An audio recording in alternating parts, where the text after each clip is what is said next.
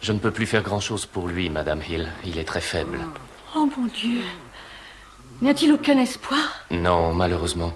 Ce n'est plus une question de jour, mais une question d'heure à présent. Est-ce que Monsieur Anthony a de la famille? Il a bien un frère, Henri, mais ils ne se sont pas parlé depuis 20 ans. Personne d'autre? Eh bien, si. Il y a Monsieur George, son neveu, à Londres. Il serait bon de le prévenir. Le voilà qui saisit sa hachette qu'il garde toujours à portée de la main. Et le noble pompier s'en va au combat. Monsieur, je vous arrête. Vous n'avez jamais été pompier. Non, mais j'en ai croisé un ce matin. Et qu'est-ce que c'est que cette chanson du petit cordonnier toujours joyeux? Eh bien, elle parle d'un cordonnier qui est toujours joyeux. Désolé de vous déranger, Georges, mais il y a un appel pour vous. Prenez Je ton suis message. curieux d'entendre ça. Il s'agit de votre oncle. Voici donc Ah, apparemment, la il est au chanson plus du mal. joyeux cordonnier. Ah oui? Oh, Merci, Harry, j'y vais. Jamais triste, toujours joyeux. Voyez-vous, quand je me mets à chanter cette chanson, c'est moi le bottier et je suis dans mes petits souliers. C'est ça. Et moi, je vais vous botter le train. C'est le médecin lui-même qui m'a dit de vous téléphoner. Il va très mal, Monsieur Lorimer. Je vous remercie infiniment, Madame Hill. C'est une bien triste nouvelle. Mais je ne pourrai pas me rendre à Brighton avant dimanche ou plus tôt. Il est sur le point de rendre l'âme, Monsieur Lorimer. Dimanche, il risque d'être trop tard. Oh, mon Dieu, je regrette. Je ne peux absolument rien faire. Monsieur, en ce qui concerne Monsieur Henri Gascogne, est-ce que vous voulez que je le prévienne? Oncle Henri? Juste ciel, non, il serait ravi de la nouvelle. Non, quand l'heure sera venue, je me chargerai de le prévenir. Comme vous voudrez, Monsieur Lorimer. Alors, à dimanche. Au revoir. Au revoir, Madame Hill. Oh, mon Dieu.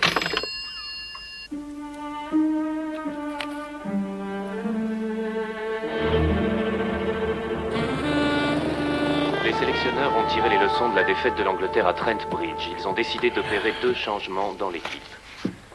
Wyatt retrouvera donc sa place de capitaine et Bill Bowes remplacera Mitchell. L'équipe sera donc composée de Walter, le cricket. Smith, Hammond, Hendren, Wyatt, Les Anglais sont une énigme. Verity, Farnes et Bowes. Je ne connais aucun autre jeu dont les joueurs eux-mêmes ne soient pas très sûrs des règles. Merci, Mademoiselle Lemon. Les Australiens ont déjà gagné un match. Leur capitaine cherchera sûrement à marquer 100 points sur ce terrain sacré. Je n'ai pas de temps à perdre avec votre capitaine ni avec sa croisade sur ce sacré terrain. J'ai rendez-vous, je dîne avec mon dentiste. Votre dentiste? C'est positivement morbide. Vous l'évitez comme la peste d'habitude? Pas du tout. Dans le civil, il est tout à fait charmant. En outre, il aime voir le résultat de son travail à l'œuvre.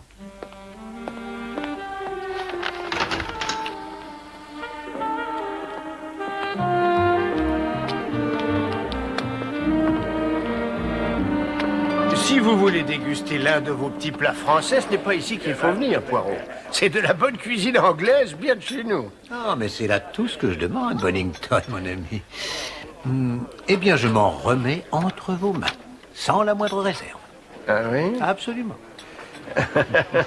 Parfait. Ouais, oui, Molly. Voilà, doucement, ça ira comme ça. Tenez, je reviens prendre la commande. Oui, tout de suite.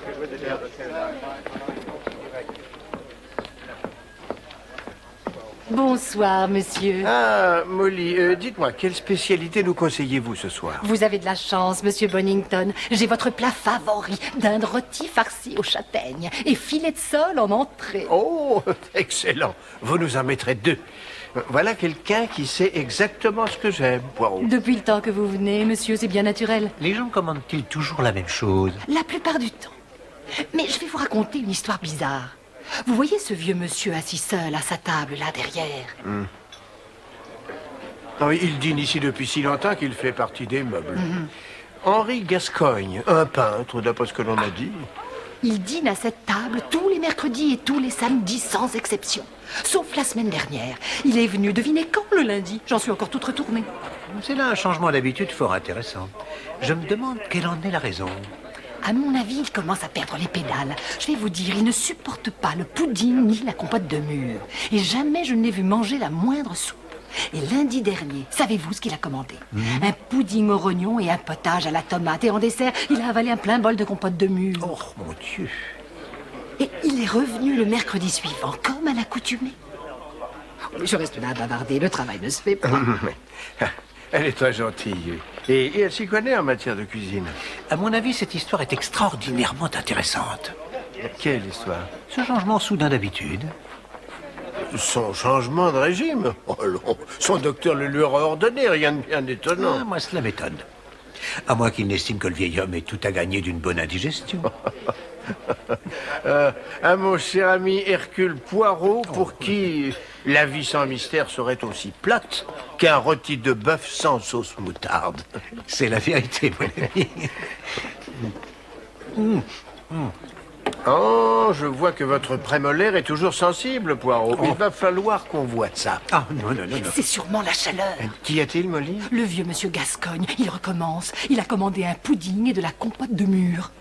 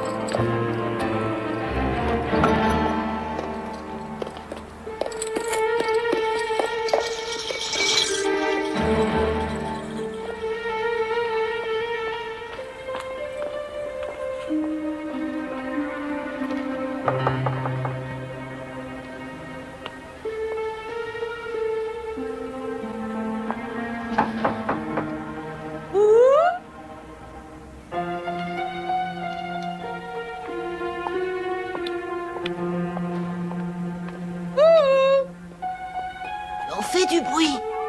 Regarde-moi ça. Ça fait 3 jours qu'il n'a pas pris son lait. Le vieux bouc, il n'a surtout pas dû prendre de bain depuis la Saint-Glingle. J'entends pas de bruit, c'est bizarre. Il est peut-être malade, qui sait?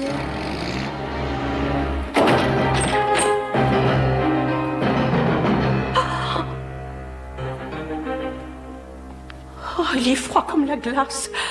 Oh, le pauvre vieux. Il a dû tomber dans l'escalier.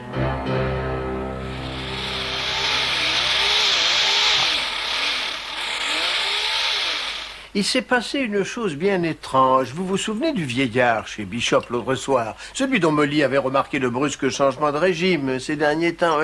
Non, n'essayez pas de parler. Eh bien, je crains qu'il n'ait mangé sa dernière compote de mûre. Le pauvre homme. Oui, il a cassé sa pipe. En rentrant chez lui, l'autre soir, il a fait une mauvaise chute dans son escalier. Ah oui, il a toujours vécu ici, aussi loin que je me rappelle.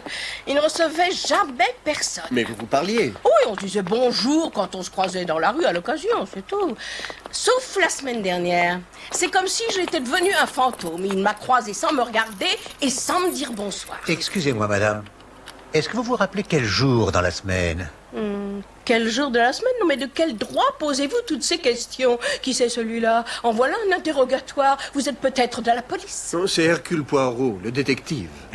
Madame. Ah oui, bien sûr, ils racontent tous la même histoire.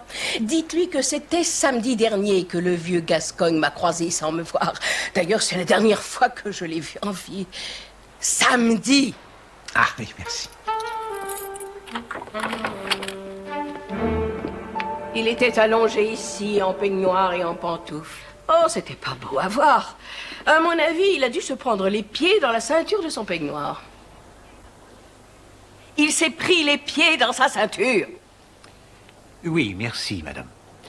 Et ensuite, vous avez appelé la police? Oui, ils ont juste enveloppé le corps dans une couverture et l'ont emmené. Ils n'ont pas cherché à en savoir davantage. Pauvre vieux bouc. Est-ce que M. Gascogne recevait beaucoup de visites, madame? Seulement son modèle. C'était un artiste, voyez-vous. Ah. Elle est là-haut pour l'instant. Merci, madame.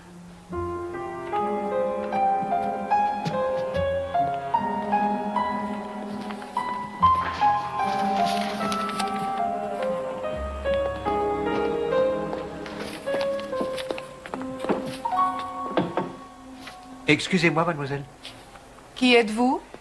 Je m'appelle Hercule Poirot et je suis détective privé. Et voici mon associé, le capitaine Hastings. Bonjour.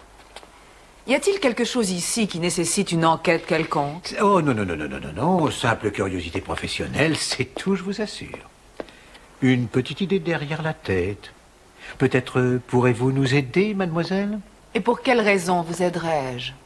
Pour quelle raison ne le feriez-vous pas? Je m'appelle Dulcie Lane. J'étais le modèle d'Henri Gascoigne. Que voulez-vous savoir d'autre? Bon, qui mieux que vous pourrait m'aider? Le lien qui existe entre l'artiste et son modèle est un lien sacré. Sans blague. Ah oui. Avez-vous remarqué dans son comportement quelque chose de, disons, inhabituel? Quelle question. Le comportement des peintres est toujours inhabituel. Ils n'arrivent jamais à savoir s'ils vont se suicider ou faire une fête. Donc rien d'anormal ces derniers temps. Non, non, rien de tel. Juste un arrangement bizarre avec son agent, si je ne me trompe, Peter Mackinson. Et vous n'aurez qu'à lui poser la question. Un agent? Il avait donc du succès? Ne vous fiez pas à ce que vous voyez ici. Henri n'était pas pauvre. Il était pingre. Y avait-il de la famille? Il avait un neveu qu'il mentionnait de temps en temps, un homme de music hall, je crois. Il avait un frère aussi, je ne sais pas trop. Anthony. Oui, Anthony. Mais il me semble qu'ils s'étaient disputés. En tout cas, il n'en parlait pas comme on parle d'un frère. Tenez. Quelle remarquable ressemblance. On dirait des jumeaux. Oui, ils se ressemblent comme deux gouttes d'eau. Dites, cette petite idée derrière la tête, quelle est-elle? Au vu d'une simple intuition. J'ai vu M. Gascoigne le soir de sa mort. On m'a dit que son comportement avait été récemment, comment dire, inhabituel. Mais plus que cela, l'habit que vous fait revêtir la vie doit en principe vous coller à la peau. Mais celui que portait le vieil homme ne semblait pas fait pour lui. Voyez-vous, mademoiselle, je n'arrive pas à accepter que la chute de M. Gascoigne ait été accidentelle.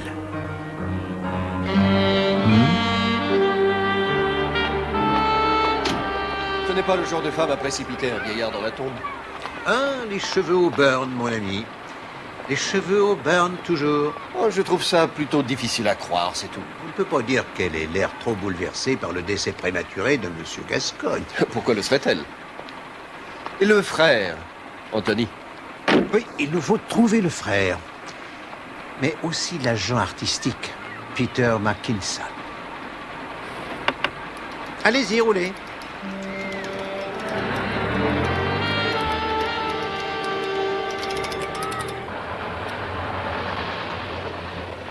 C'est ici que se joue l'avenir de l'enquête criminelle. Notre département d'expertise médico-légale, le plus moderne du monde. Dans un rien de temps, les êtres comme vous et moi auront disparu à jamais. Oui, nous nous ferons balayer comme de vieux coucous.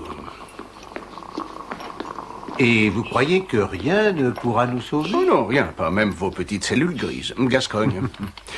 Nous sommes une espèce en voie d'extinction. Des dinosaures. Henri Gascoigne, âge 68 ans, artiste de profession. En quoi vous intéresse-t-il, Poirot? Il était assez lié avec un ami à moi et j'ai simplement envie que son âme repose en paix. Mort d'une fracture des cervicales à la suite d'une chute dans les escaliers. Apparemment, il vivait en reclus et c'était un excentrique. Aucun des voisins ne se rappelle avoir vu de visiteurs ce soir-là ni le matin suivant. Ce soir-là? L'heure estimée de sa mort se situe aux alentours de 21h30, le samedi 16 juin. Remarquable, votre expertise médicale est très précise. Mais à vrai dire, non. Il y avait une lettre dans la poche du peignoir du vieux monsieur. Une lettre postée le matin à Londres. Elle était arrivée au courrier de 21h30 ce soir-là. Nous pensons qu'il est descendu la chercher et qu'il a dû tomber en remontant. Oui. Serait-il possible de voir cette lettre? Le médecin légiste l'a entre les mains, ainsi que ses vêtements. Peut-être vous souvenez-vous qui l'a envoyé? Non, je regrette. Mais cela ne prêtait pas à conséquence. Oui, bien sûr. Qui est le médecin légiste, déjà? J'aurais mieux fait de me taire. Alors, n'insistez pas, Poirot, c'est une affaire classée. Oui, bien. Espérons, monsieur l'inspecteur, Que les progrès de la recherche dont vous êtes si fiers n'effacent pas tous les aspects de notre travail sur le terrain. Et espérons aussi que la camaraderie jouera toujours un rôle essentiel, n'est-ce pas? Il s'appelle Cutter. Je vais lui téléphoner afin que vous ne le preniez pas au dépourvu. Vous voyez, monsieur l'inspecteur, nous sommes très loin, malgré tout, d'être une espèce en voie d'extinction.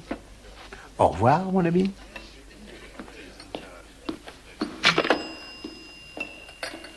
En robuste constitution, il avait des années devant lui, il avait encore toutes ses dents. Gascogne? Mort d'une fracture des vertèbres cervicales, c'est bien cela? Oui. Deuxième et troisième vertèbres, ici et ici. Vous noterez aussi des bleus sur la cage thoracique et sur les jambes et les bras. Rien d'étonnant dans le cas d'une chute brutale. Dans les escaliers? Oui. Est-il possible que M. Gascogne ait été victime d'une crise cardiaque ou peut-être d'une congestion cérébrale? Non, il a simplement glissé et tombé. Ah, oui, je vois. Bien, j'imagine que vous avez réussi à déterminer l'heure du décès avec une certaine précision. Ce n'est jamais une tâche aisée de déterminer l'heure exacte du décès. Ah. Mais cette lettre a confirmé votre expertise médicale, non? Oui. Gascogne avait été vu au restaurant ce même soir vers 19h30. Oui, oui, j'y étais moi-même. Et cette lettre est arrivée au courrier de 21h30. Exact. Un examen minutieux du contenu de son estomac a révélé qu'il s'était contenté d'un dîner frugal 2 à 3 heures avant son décès. Tout concorde à merveille, dirait-on.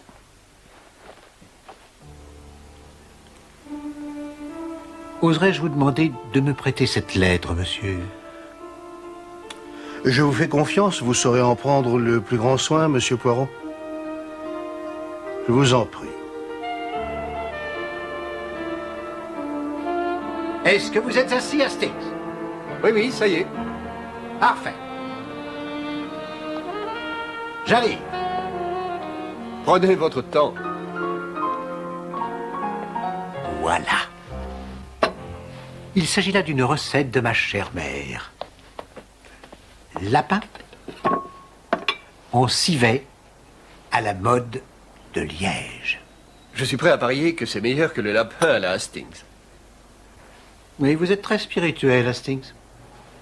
Cependant, quand vous serez un grand garçon, vous apprendrez que la cuisine ne souffre pas que l'on se permette à son sujet le moindre humour.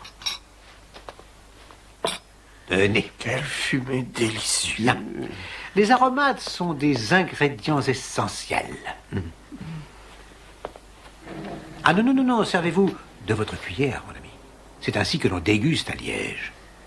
Se servir de son couteau est une insulte au cuisinier. Cela implique que la viande n'est pas tendre. Ah. Vous ne mangez pas? Oh non, malheureusement, ma prémolaire gauche me cause toujours des désagréments considérables. Ah.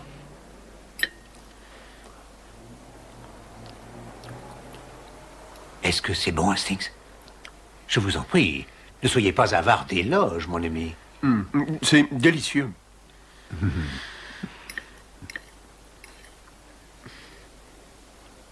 Je n'ai jamais goûté...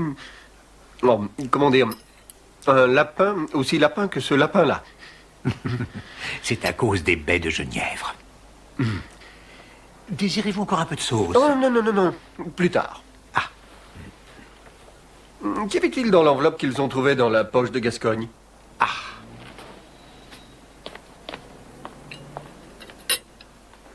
Vous êtes invité au vernissage d'une exposition de tableaux contemporains récemment acquis par la galerie Farrington.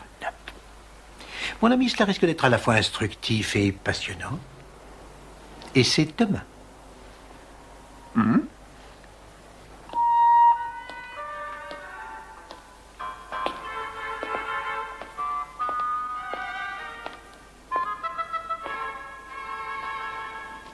Homme jetant une pierre à un oiseau.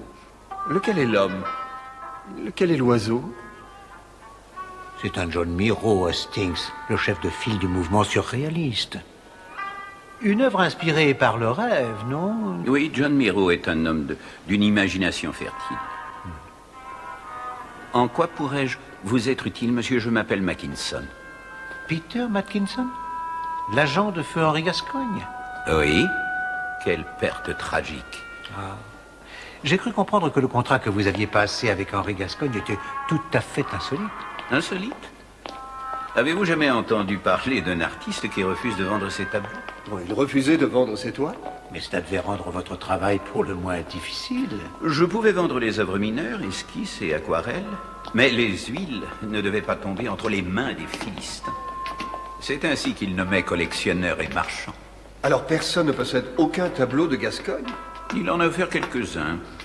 Témoignages d'amitié. J'ai moi-même une petite collection et Dulcie Lane, son modèle, a quelques-unes de ses œuvres.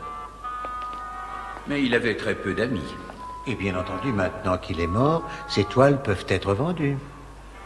J'imagine qu'il en sera ainsi. Et vous, monsieur, serez libre de vendre votre collection, c'est cela? Qu'entendez-vous donc par là, monsieur? Vous n'êtes pas collectionneur, n'est-ce pas? Non, monsieur. Je suis Hercule Poirot, détective privé. Et j'enquête sur ces circonstances qui entourent le décès de monsieur Henri Gascogne. Je vois.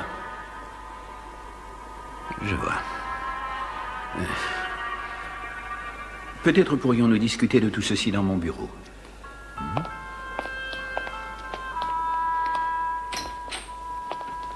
Je vous en prie. Merci.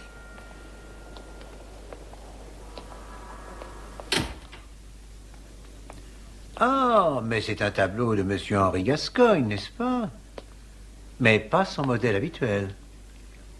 Non, il l'a peint des années avant de rencontrer Dulcie Lane. Il s'agit de Charlotte Gascogne, une rare beauté. Ah oui. Sa femme?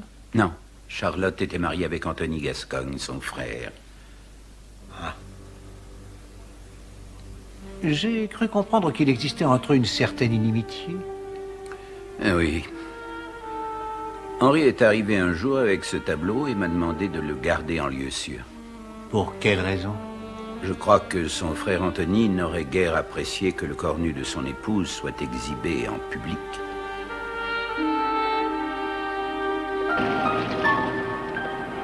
Si vous voulez mon avis, Poirot, tout le monde va tirer profit de la mort de ce pauvre bougre. Absolument, mon ami. Ces œuvres étaient très demandées, mais impossibles à se procurer. Sa mort va faire sensation. Et elle va probablement faire grimper les prix. Oh oui. Ceux qui ont la chance de posséder un original de Gascogne risquent fort de réaliser de très bonnes affaires.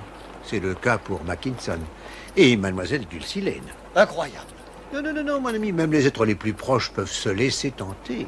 Ils auraient pu tenir jusqu'au déjeuner. Le déjeuner? C'était les Anglais qui étaient à la batte. Sutcliffe et Hammond se sont fait éliminer avant le déjeuner. 70 points à eux deux à la fin de la première manche. Chipperfield les a réduits en pièces. Le déjeuner, c'est évident, Hastings, le déjeuner.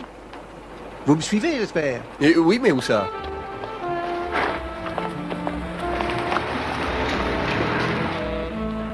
Une poule sur un mur qui picore de la compote de mûre. Vous voulez dire du pain dur, non? C'est le même scénario que l'on trouve dans toutes ces affaires. Une porte enfoncée et Mademoiselle Lemon? Monsieur Le Poirot. voleur a disparu avec les bijoux avant que l'alarme n'ait été donnée. Les annales du crime, monsieur Poirot. Et l'on n'a jamais retrouvé la trace ni de l'un ni des autres. C'est le feuilleton qui donne le frisson. Ce qui est troublant dans cette affaire, c'est que le voleur semblait connaître parfaitement... Mademoiselle Lemon, Il est allé directement qu'avez-vous au trouvé tiroir sur les music halls? Aucun désordre, aucun objet déplacé, du beau travail. Georges Lorimer est l'administrateur du théâtre Calton, boulevard Pas Bethnal. la moindre empreinte... Excellent avec la travail, maison mademoiselle du Lemon. malfaiteur. Mademoiselle, Nous avons de toute évidence je vous laisse un à votre orfèvre frisson. En matière de cambriolage, le roi des monts en l'air. Pour ma part, je pense que l'échelle de corde retrouvée sur place est une fausse piste. Hastings, ce soir, nous devons nous rendre au théâtre. Qu'est-ce que c'est que cette histoire de pain dur? Ce fameux samedi soir, Henri Gascogne a fini son repas avec du pain dur. Non, je veux dire, avec de la compote de mûre. Vous le savez comme moi, le jus de mûre laisse des traces noires. Pourtant, les dents de feu Henri Gascogne n'en gardaient aucune trace. J'ai regardé avec le plus grand soin. Cela veut dire que la serveuse s'était trompée. J'arrive tous les jours. Si j'en crois le médecin légiste, Henri Gascogne est décédé 2 heures après un repas frugal. à mon humble avis. Une soupe suivie d'un pudding, cela n'a rien de frugal. Mais supposons que ce repas n'ait pas été le dîner, mais le déjeuner. Pourtant, le vieux bougre a été vu au restaurant vers 19h30. Et vous, vous y étiez? Oui, mais ce n'était pas Henri Gascogne.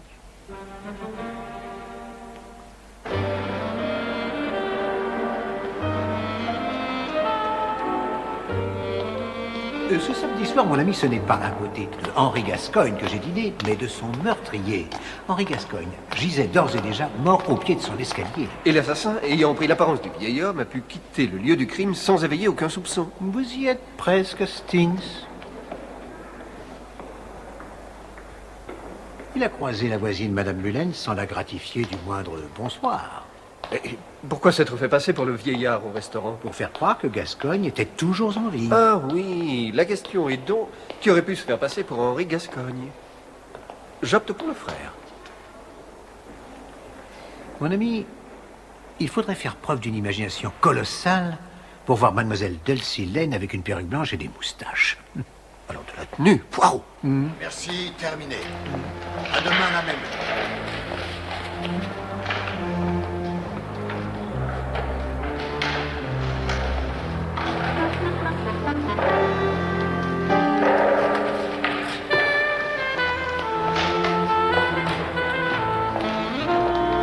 Ah, les détectives à la petite idée. Je vous en prie, mademoiselle. Pardonnez cette intrusion. Vous êtes tout pardonné, messieurs. Comme vous avez dû vous en rendre compte, je n'ai rien à cacher. Ah non, nous étions dans la galerie. Mademoiselle Lane, je suis maintenant complètement convaincu que le décès de Henri Gascogne a été délibérément provoqué par quelqu'un qu'il connaissait bien. Vous me soupçonnez? J'ai cru comprendre que Henri Gascogne vous avait offert plusieurs toiles. Oui, 4 études de nuit. Vous êtes sans doute au courant de leur valeur.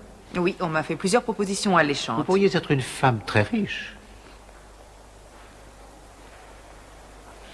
Vous croyez que j'accepterais de m'en séparer? À n'importe quel prix?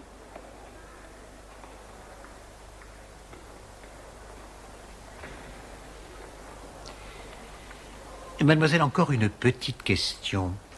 Le frère jumeau de Henri Gascogne, Anthony, savez-vous où il se trouve? Non, pas du tout. Peut-être que le neveu vous le dira.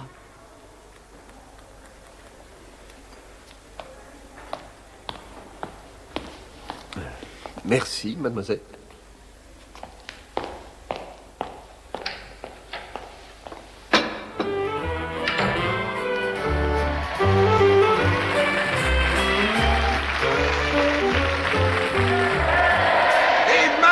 Mesdames et messieurs, j'ai le grand plaisir de vous présenter Monsieur Tommy Pimer.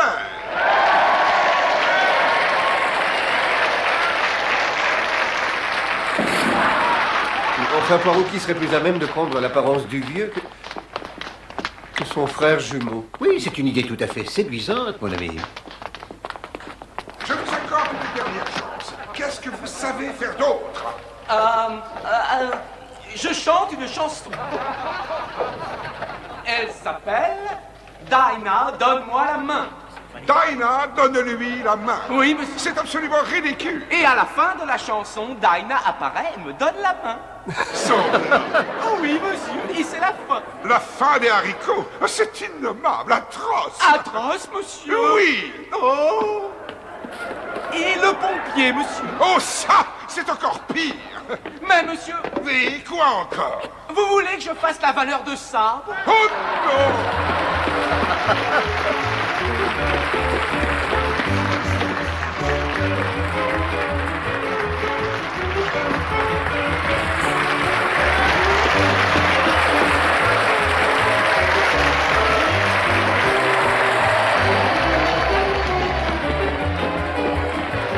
T'as vu? Ça a marché. C'est gagné.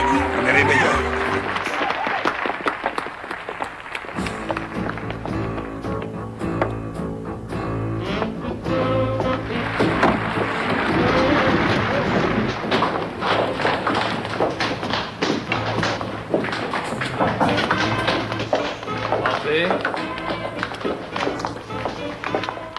Monsieur Georges Lorimer? Non, pas du tout. Je suis Harry Clark, l'assistant de Georges. Il n'est pas là. Ah. Pouvez-vous me dire où je pourrais le trouver ce soir, monsieur? Non, je regrette. Il est en province. À Brighton. Il doit assister aux obsèques de son oncle. À Brighton? Oui, il y a quelque chose qui ne va pas. Non. C'est surprenant, monsieur, voyez-vous. Nous avions tout lieu de croire qu'Henri Gascogne ne serait pas enterré avant la semaine prochaine. Enfin, ici, à Londres. Henri, vous vous trompez de personne. Georges a parlé de son oncle Anthony, mort la semaine dernière. Anthony? Oui, les obsèques sont pour demain.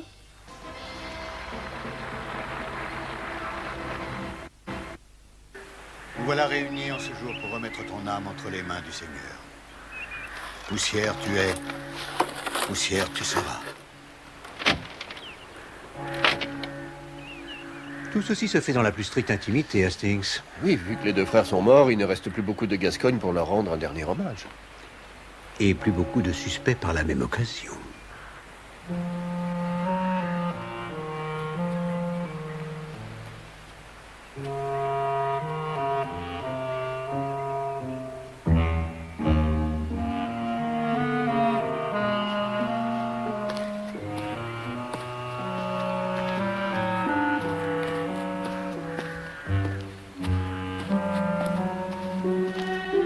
Mon nom est Lorimer, Georges Lorimer. Anthony était mon oncle. Capitaine Hastings. Hercule Poirot, monsieur. Poirot, ce nom m'est familier. Est-ce que je vous connais? Il est possible que Henri Gascogne ait mentionné mon nom en passant. Ah, vous connaissiez mon oncle? Je faisais partie de ses relations, mais c'était il y a longtemps. Je n'ai entendu parler de la double tragédie qu'hier soir et j'ai tenu à venir présenter mes condoléances à Madame Gascogne et à vous personnellement, monsieur. Pardon, Madame Gascogne? Oui, l'épouse d'Anthony. Vous voulez parler de Madame Hill, la gouvernante. Elle veillait sur lui depuis des années. Alors, Madame Gascogne... Morte, oui. Il y a 10 ans. Sa mort a marqué le début de la fin pour Anthony. Il s'est mis à vivre en reclus. Mais excusez ma terrible impolitesse. Pourquoi ne viendriez-vous pas à la maison? Il n'y aura pas de veillée funèbre. Mais je suis certain que Madame Hill nous servira à quelques rafraîchissements. Votre proposition est très généreuse, monsieur. Nous l'acceptons. Vous m'en voyez ravi. Merci. Par ailleurs, j'aimerais que vous me parliez d'Henri.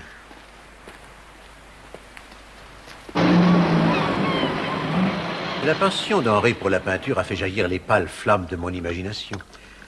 Mais hélas, mes talents de peintre étaient loin d'être à la hauteur de mes ambitions. Puis-je vous proposer mon aide, Madame Hill? Non, je m'en sors très bien toute seule. Merci, monsieur. Je vous en prie, asseyez-vous.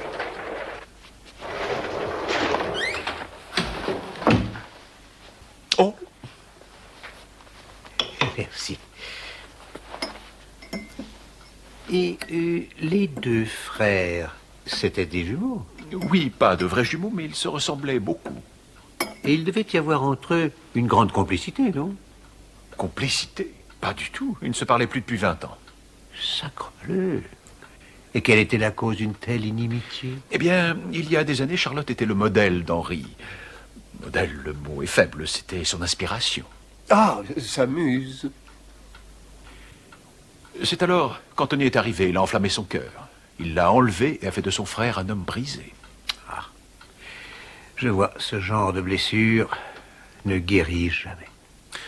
Enfin, leurs différences sont dans la tombe avec eux. Ils ont bien profité de l'existence. Le match est terminé, on plie bagage. Si je puis me permettre. Certes.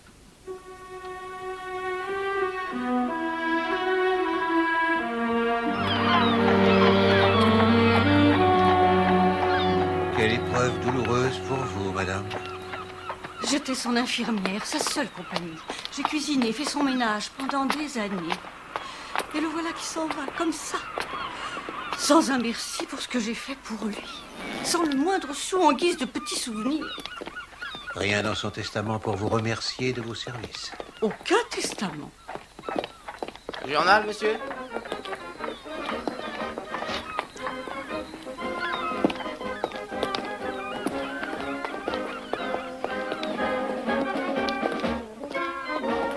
suppose que son neveu héritera tout. C'est lui le parent le plus proche. Il y a droit, bien sûr, mais il ne le mérite absolument pas. Il n'a même pas pris la peine de venir voir son oncle quand il était mourant.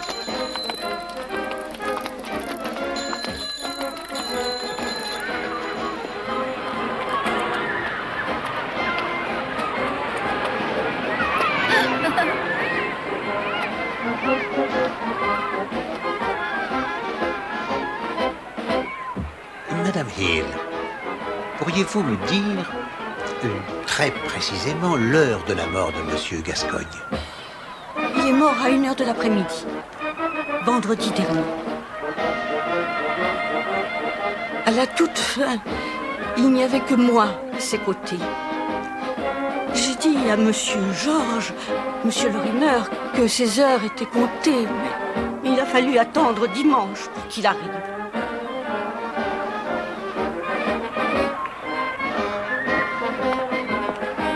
À l'heure du thé, en ce second jour, les Australiens qui ont marqué 63 points ont vainement tenté de rattraper l'Angleterre dont le score est de 440 points. L'Irlande en a marqué 109 et Ems 125. C'est du jamais vu un score pareil dans un match aussi important. Je me demande si le temps va se maintenir. Hastings et le cricket.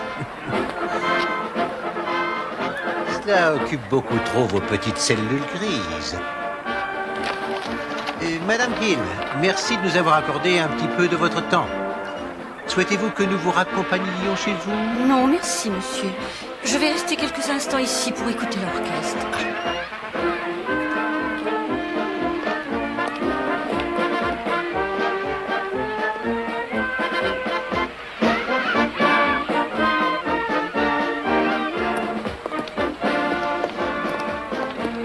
Vous n'y êtes pas allé avec le dos d'un cuillère, Poirot. Les flammes de l'inspiration artistique, oh, j'ai failli rougir. Ah, Hastings, vous ne comprenez rien aux grandes envolées lyriques. Vous mentez comme un arracheur de dents. Non, Hastings, je ne voulais pas mettre Monsieur Lorimer au désespoir en lui révélant que l'un de ses oncles s'était fait assassiner. Voyez-vous, en me faisant passer pour une vague relation de Henri Gascogne, mes questions relevaient tout au plus d'une curiosité innocente. En attendant, cela flanque toute ma théorie par Ah oui, terre. vous attendiez davantage de cette intrigue fraternelle? Le crime passionnel. Oh non, non, mon ami. Vous êtes en train de faire fausse route.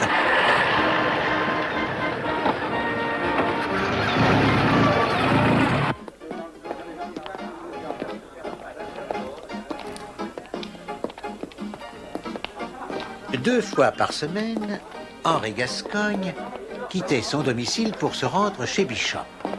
C'était un homme routinier. Son trajet ne variait pas. Revenons-en à ce samedi soir.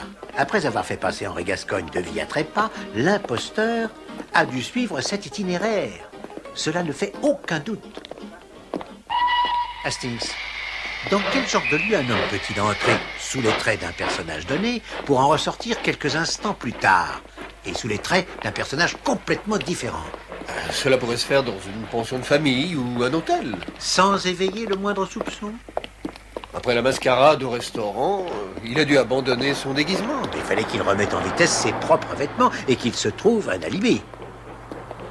La discrétion était son problème majeur. Je crois que j'ai trouvé la réponse, mon ami.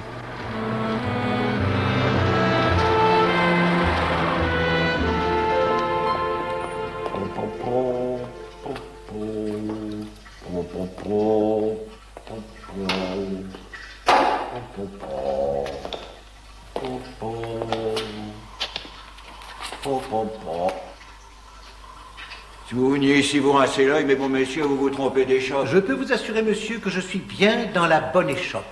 Non, mettez dedans, vous allez tout de même pas vous payer ma tête. Je vous demande pardon? Je vous ai déjà vu quelque part, vous. Non, non, non, non, cela m'étonnerait. Et si je ne m'abuse, le béret que vous portez conviendrait mieux à un artiste de profession, non? Qu'est-ce que vous racontez? Vous n'êtes pas sans savoir que détenir des preuves qui pourraient conduire à l'inculpation d'un criminel notoire constitue un délit majeur. Quelle preuve?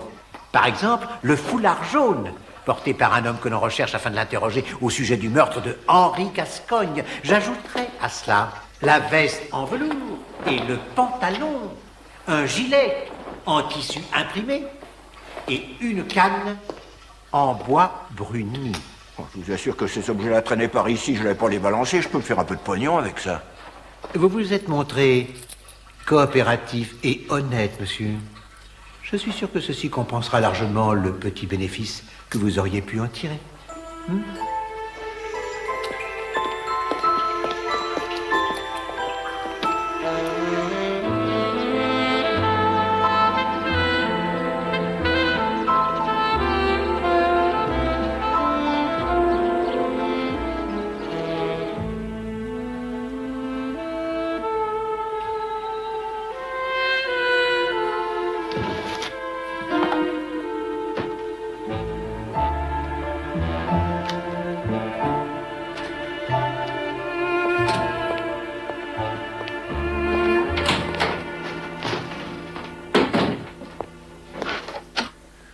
Bon, Dulcie Lane posée pour un cours de dessin de 13h à 17h, samedi après-midi, nous pouvons l'éliminer, non? Oui, mademoiselle Lane est innocente. Sur sa marque, il prend son élan. 1, 2, 3, 4, son bras moulinot. La batte de Darling est dangereusement tendue. Et Mackinson aussi, je le crains, il était à Paris. Cela nous ramène à la case départ. Non, non, mon ami, vous n'y êtes pas du tout. Nous sommes sur le point d'avancer notre dernier pion. Demandez à mademoiselle Lemon de m'appeler l'inspecteur Japp, je vous prie. Cette fois-ci, c'est une balle plus rapide et Darling manque son interception et l'envoie sur Sutcliffe. Darling est éliminé sans avoir marqué un seul point. Le troisième adversaire éliminé par Verity ce matin. Les 4 premiers batteurs australiens n'ont marqué que 204 points.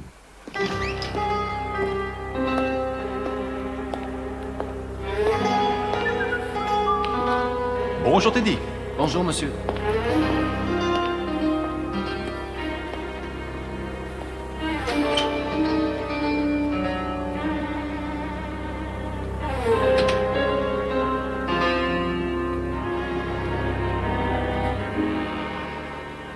Ah, monsieur Lorimer, quel plaisir. Approchez, je vous en prie. Poirot? Que se passe-t-il?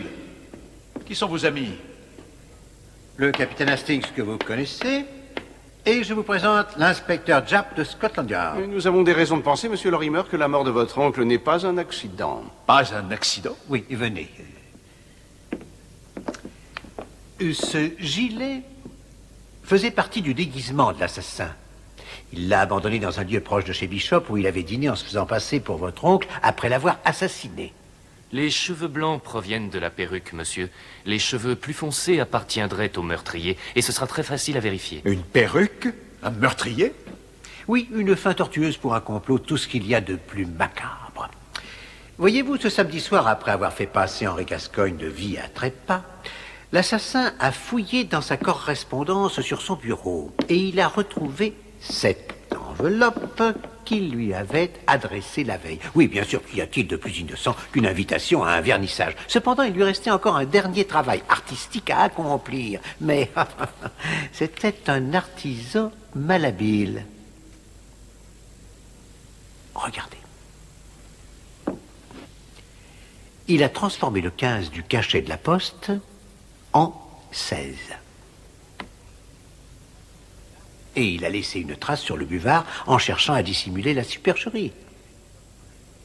Il a placé l'enveloppe dans la poche du peignoir de votre oncle, puis déguisé, s'est fait passer pour le vieil homme et s'est installé à sa table chez Bishop. Et ainsi, tout le monde a cru qu'Henri Gascoigne s'était tué en tombant dans son escalier ce soir-là, certes, mais après le courrier de 21h30. Qui a pu faire une chose pareille? Eh bien, d'abord, j'ai soupçonné son agent et son modèle, mais tous deux avaient de très bons alibis. Et ensuite, naturellement, j'ai porté mon attention sur sa famille. Mais Anthony était mort. Il est donc apparu que vous étiez le dernier parent en vie et que vous étiez, bien sûr... Au fait, mais où étiez-vous quand votre oncle a été assassiné, monsieur? Où étais-je? Eh bien, j'étais ici au théâtre, j'assistais au spectacle. Ah, bien sûr, c'était évident. Non, effectivement, c'était bien le cas samedi soir, monsieur Lorimer. Mais ni le personnel, ni les artistes ne se rappellent vous avoir vu samedi après-midi. À cette heure-là, apparemment, vous aviez autre chose à faire. Oui. Le meurtre de votre oncle. Vous croyez que j'ai tué Henri? Mais c'est aberrant, je n'avais rien contre lui. Une fois Anthony mort, Henri était le seul parent en vie à se dresser entre vous et l'héritage Gascoigne. Mais arrêtez, vous dites n'importe quoi. Ah. Nous nous sommes procurés quelques lignes de texte tapées avec la machine à écrire de votre bureau, monsieur. Je suis certain que cela concordera à la perfection avec l'adresse qui figure sur l'enveloppe. La signature du meurtrier.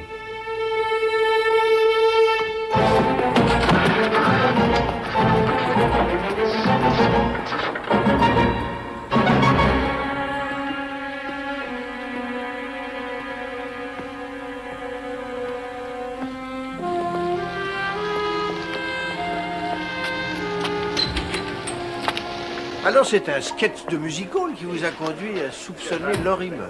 L'acteur faisait une très bonne imitation d'un vieillard et Lorimer l'avait vu à maintes reprises. C'est exact. Et Lorimer avait préparé son coup depuis longtemps. Quand Madame Hill, la gouvernante, lui a téléphoné pour lui annoncer la mort imminente d'Anthony, Lorimer savait que tout l'argent d'Anthony reviendrait à Henri Gascoigne, vu qu'il n'y avait aucun testament. Mais pourquoi diable Lorimer s'est-il fait passer pour Gascoigne le lundi précédent? Une répétition générale, il voulait vérifier l'effet de son déguisement. Et ça a bien failli marcher. Oui, mais pour jouer Othello, il ne suffit pas de se noircir le visage. Encore faut-il penser comme lui. Sa performance était vouée à l'échec. Hastings, vous êtes tout pâle, vous ne vous sentez pas bien? Le match, Poirot, extraordinaire. Écoutez, Verity a sorti 14 adversaires en ne concédant que 60 points. L'Angleterre l'a emporté haut la main sur l'Australie. 6 adversaires sortis en 1 heure. Et après la pluie du week-end, ça vous surprend, vous, mon ami? Les Australiens sont habitués à un terrain sec. Ces jours-ci, ils devaient être un tantinet collant, non? Et il ne fallait surtout pas miser sur la force. Non, c'était le jour idéal pour les lanceurs de balles à effet. Et Hedley Verity est le maître incontesté en la matière. De plus, il est gaucher. Les lanceurs gauchers sont la terreur des batteurs droitiers. Il les a éliminés en un rien de temps. Il envoie des balles totalement imprévisibles pour les adversaires. Des balles qui fusent quand elles touchent le sol. Ah oui, le score réalisé par M. Verity, 14 adversaires éliminés, 60 points cédés, est plus qu'honnête.